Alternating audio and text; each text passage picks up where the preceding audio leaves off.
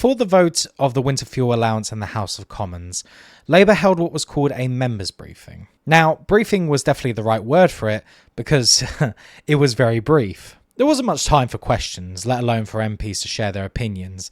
It seems like the decision had already been made behind closed doors. Alison McGovern, the Employment Secretary, gave a short statement explaining why they're planning to remove the winter fuel allowance for most pensioners. According to McGovern, there's a $22 billion deficit that needs to be addressed. She described these cuts as, quote, painful but necessary, and argued that without them, the country can't grow. The key argument is that Britain needs investment and growth to improve public services.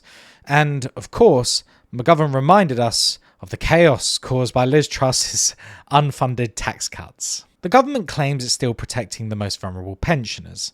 How? By keeping the fuel payments for those receiving pension credit. But here's the thing.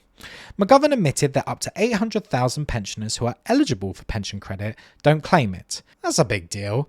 The government says they're going to run a campaign to boost the take-up of pension credit, but will that be enough? I guess time will tell. McGovern also pointed out that the state pension went up to £900 last year and is expected to rise by another £1,000 in the next 5 years, thanks to the triple lock. So on one hand, Labour is saying we're heading into hard times and need to make tough choices, but on the other, they're trying to justify the cuts because pensioners are apparently doing just fine. There are a lot of unanswered questions about this move.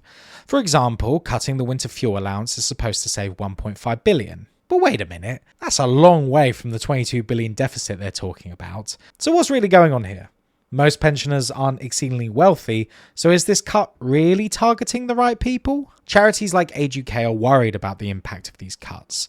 With energy prices set to rise again, many pensioners will be forced into choosing between heating their homes or buying food. Age UK estimates that around 1 million people could be vulnerable this winter. And if excess deaths occur as a result of this policy, the blame will land squarely at the feet of the government, and with good reason. There's also the question of whether these kinds of cuts actually save money in the long run.